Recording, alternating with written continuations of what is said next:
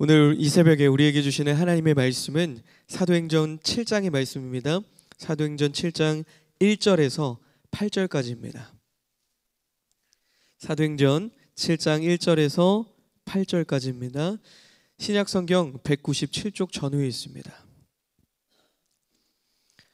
다 찾으신 줄 알고 우리 한 절씩 교독하겠는데요. 제가 먼저 읽고 마지막 8절을 함께 읽겠습니다. 대제사장이 이르되 이것이 사실이냐?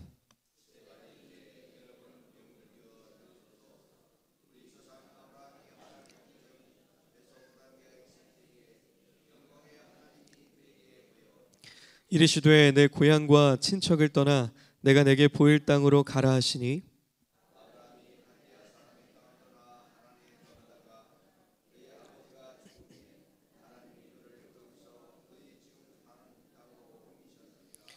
그러나 여기서 발붙일 만한 땅도 유업으로 주지 아니하시고 다만 이 땅을 아직 자식도 없는 그와 그의 후손에게 소유로 주신다고 약속하셨으며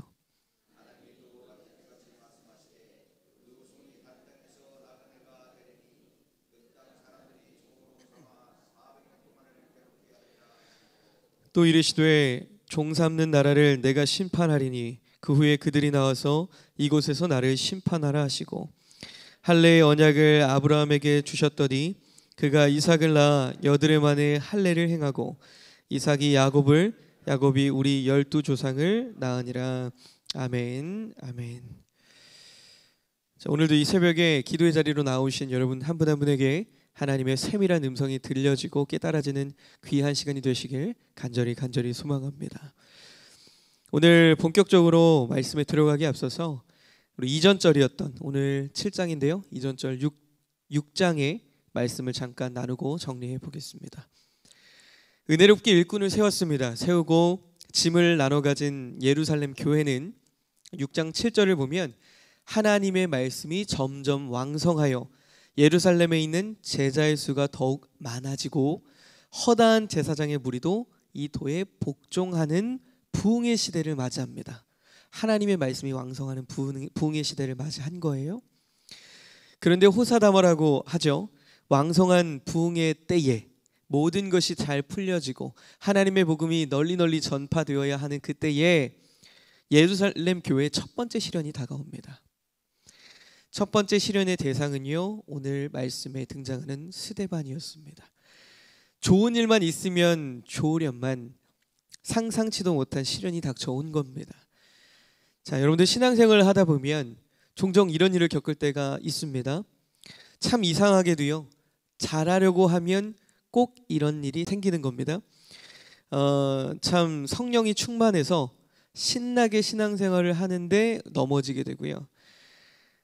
그리고 꼭 상처나게 하는 일이나 상처받게 하는 일이나 뭐 사람들, 관계들을 만날 때가 있다라는 거예요.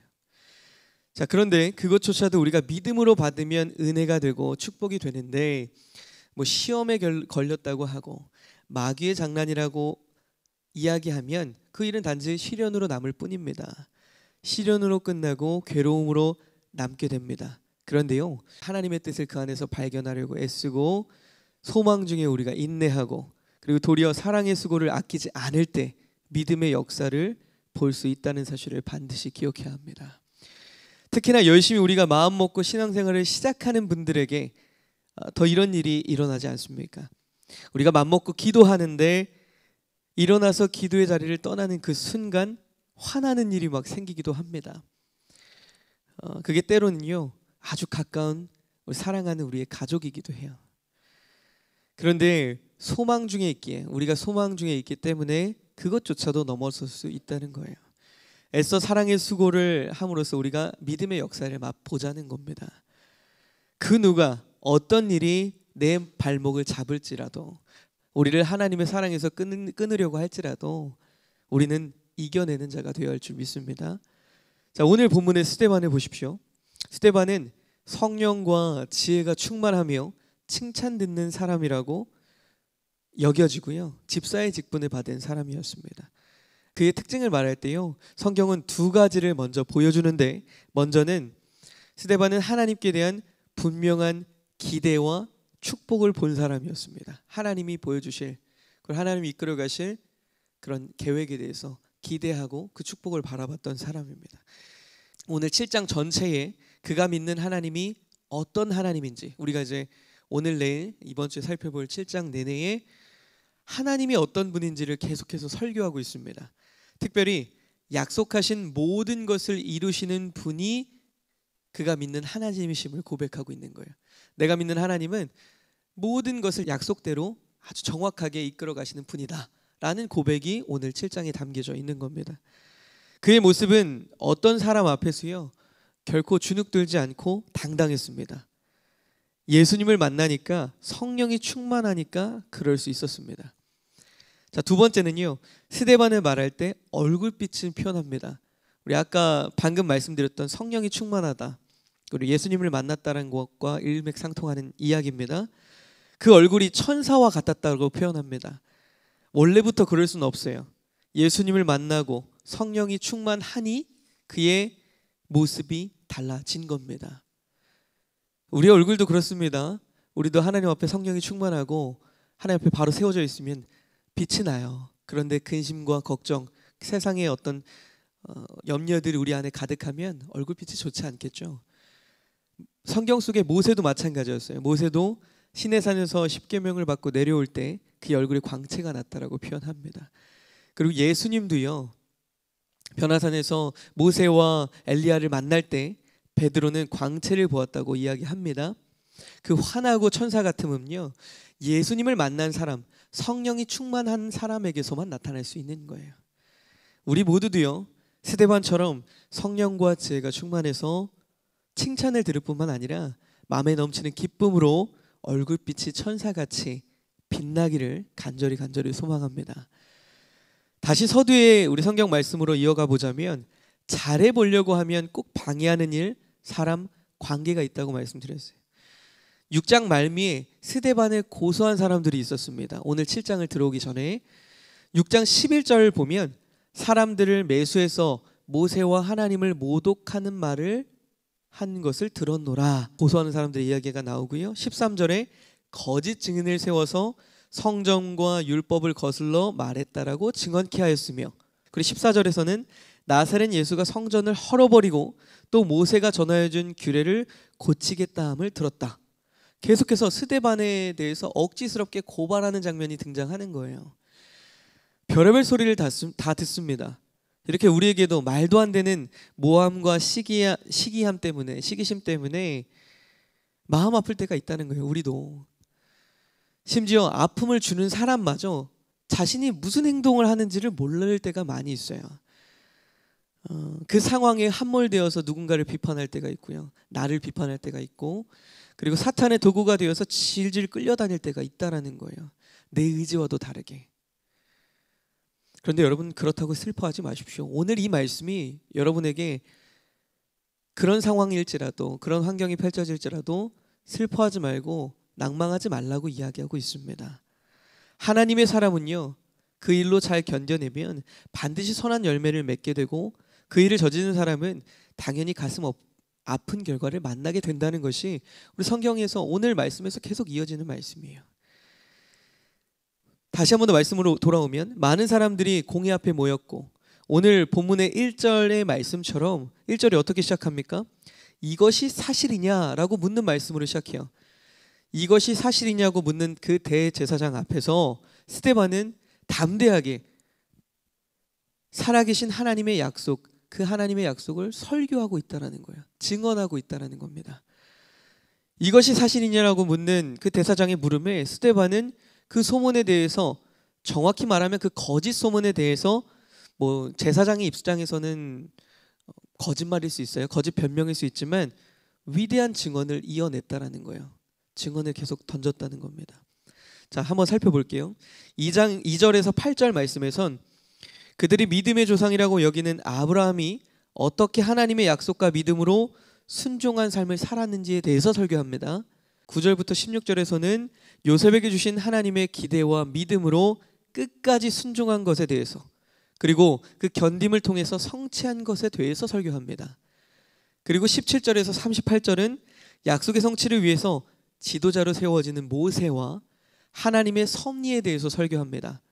그리고 39절에서 50절에서는 성전 그 광야 교회와 장막 그리고 솔로몬 성전에 대해서 쓰면서 그럼에도 불구하고 하나님은 사람이 지은 곳에 그곳에만 계시지 않다라는 말씀을 통해서 하늘과 땅 우리가 거하는 모든 처소에 주님이 거하신다라는 말씀을 설교로 전하고 있습니다. 자, 이 설교를 통해서 하나님과 믿음의 사람들을 막 믿음의 조상들을 등장시킵니다. 모든 말씀이 이루어졌음을 이야기하는 거예요.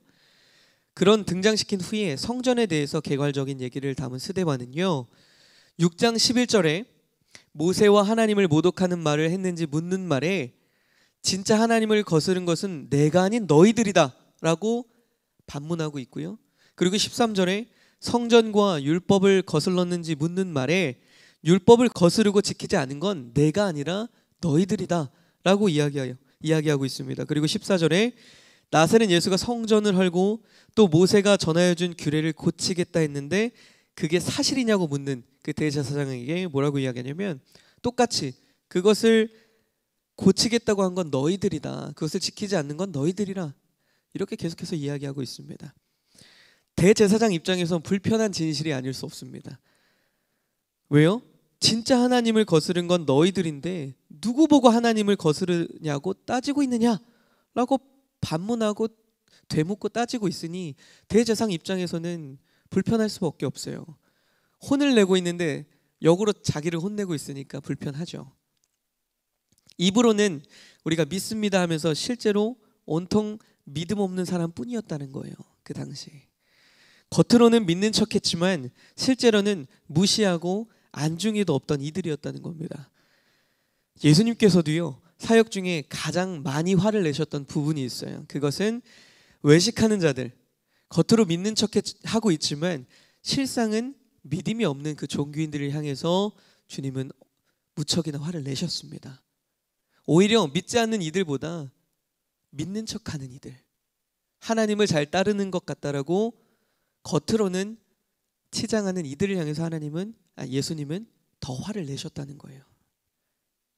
심지어는요 독사의 자식이라는 표현까지 쓰시면서 정말 어마어마한 욕도 서슴지 않으면서 하나님은 화를 내셨어요. 사람 눈에는 대단해 보여도 하나님의 눈에는 아니었다라는 겁니다. 다 보이신다는 거예요. 벨사살 왕 기억하십니까? 스스로를 대단히 여기고 자랑스러워했지만 벽에 손이 나와서 뭐라고 씁니까? 메네메네 데겔 우바르신이라고 적습니다. 하나님이 보시기에는 그 무게가 그 하나님의 저울의 재본이 그 무게가 가벼웠다라는 거예요.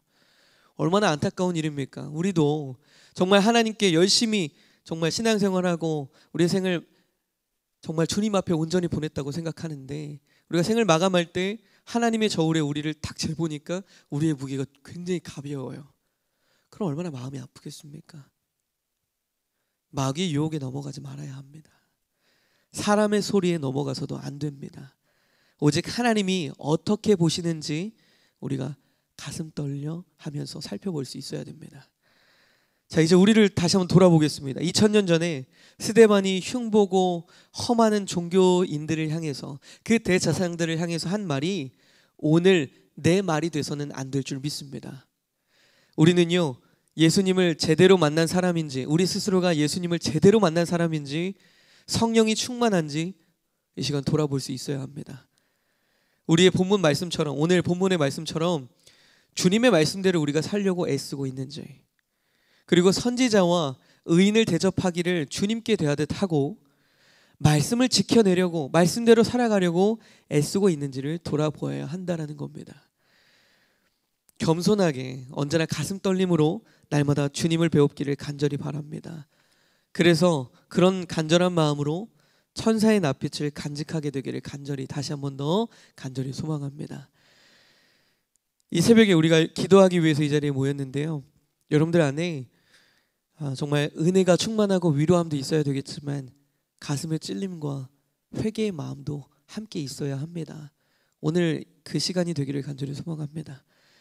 스데반을 공격한 당시의 종교인들은요 간도 쓸개도 다 빼줄 듯 했습니다. 그런데요 수가 틀리면 하나님이고 성전이고 안중에도 없었습니다. 자기가 우선이지 결코 하나님과 성전이 우선이지 않았습니다. 그런 이들이 어찌 성령을 거스르지 않겠으며 그런 이들이 선지자를 의인으로 대접하겠습니까? 하나님의 말씀이라고 귀히 여기고 지키겠습니까? 모든 것 위에 자기가 있었던 거예요. 하나님이 있는 것처럼 행동했지만 내가 있었던 거예요. 내가. 제가 오늘 계속 이렇게 비교하고 있어요. 우리도 마찬가지라는 거예요. 우리도 마찬가지. 정말 하나님이 우리 안에서 최우선으로 여러분들 여기며 살아가고 있습니까? 하나님이 여러분들의 최우선이십니까? 두 번째는 아니십니까? 두 번째. 그 두 번째라도 우리가 손위를 높게 쳐준 거 아니에요? 두 번째. 첫 번째 자리에 자기가 있는가 하면 첫 번째 자리에 자녀가 있기도 합니다. 자녀가. 여러분 이렇게 기도할 때 있지 않으세요? 하나님, 제가 하나님의 말씀대로 살아가고 하나님께 순종하겠습니다. 그런데 우리 자녀만큼은 지켜주세요. 자녀만큼은 건드리지 말아주세요. 우리가 나 혹은 내 자녀를 하나님보다 더 위에 둘 때가 많이 있다라는 거예요. 그리고 첫 번째 자리에 재물이나 건강이 있기도 합니다. 건강을 위해서는 우리가 시간도 물질도 아끼지 않아요. 그런데 주님을 위해서는 안 그럴 때가 많다라는 거예요. 오늘 우리는 이러한 불편한 진실 앞에서 불편하죠. 대제사장도 불편했어요. 스데반이 이렇게 설교할 때. 우리 안에 불편함이 든다면 회개하면 돼요. 하나님, 맞네요. 이게 수천 년 전에 그들에게 했던, 대제사장들에게 했던, 수많은 종교인들에게 했던 그 말씀이 아니라 오늘 나에게 하는 말씀이네요. 나에게 찔림이 있네요. 이것이 사실이냐라고 스데반이 몰아세웠던 그런 종교인이 되지 않기를 간절히 소망합니다. 7장 말미에서 설명하는 스데반의 모습처럼 성령이 충만하면, 제가 성령이 충만하다는 걸 뭐라고 말씀드렸죠? 성령이 갑자기 훅 들어오는 게 아니에요. 하나님과 친밀한 관계를 매일매일 유지하며 살아가는 게 성령이 충만한 거예요. 내가 누군가를 생각할 때 난 그 사람으로 가득해. 그 사람이 여기 들어와 있는 겁니까? 온종일 그 사람 생각만 하는 거예요.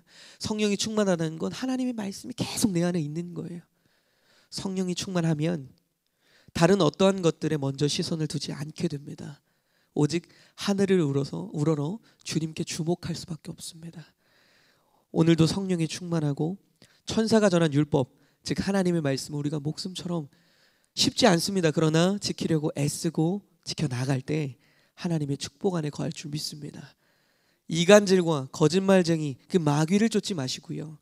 성령을 쫓으심으로 스데반처럼 정말 험악한 세대에서 지금도 많이 어지럽지 않습니까? 우리 시대에 정말 이게 말이나 되나 싶은 뉴스들이 계속해서 쏟아지죠. 뉴스뿐 아닙니다. 우리 주변에도 이런 일들이 일어나고 있어요. 그런 시대에서 구원의 축복을 우리가 온전히 누리는 저와 여러분들이 되시기를 이 시간 주님의 이름으로 간절히 축원합니다. 기도하겠습니다. 사랑의 하나님, 이 세상에는 참 많은 소리들이 들려옵니다. 그러나 우리의 귀에는 세상의 소리와 사람의 음성으로만 가득 차는 것이 아니라 하나님의 약속의 말씀이 들리게 하시고 그 약속을 굳게 믿고 담대히 살아가게 하여 주시옵소서. 그래서 채울수록 허무해지는 이 세상의 욕망의 늪에 빠지지 않고 오직 영원한 하늘 소망을 품고 묵묵히 걸어가는 주님의 자녀들이 되게 하여 주시옵소서. 감사드리며 살아계신 예수 그리스도의 이름으로 간절히 기도드립니다. 아멘. 하늘에 계신 우리 아버지여, 이름이 거룩히 여김을 받으시오며 나라가 임하오시며 뜻이 하늘에서 이루어진 것 같이 땅에서도 이루어지이다. 오늘 우리에게 이러할 양식을 주시옵고 우리가 우리에게 죄 지은 자를 사하여 준 것 같이 우리 죄를 사하여 주시옵고 우리를 시험에 들게 하지 마시옵고 다만 악에서 구하시옵소서. 나라와 권세와 영광이 아버지께 영원히 있사옵나이다. 아멘.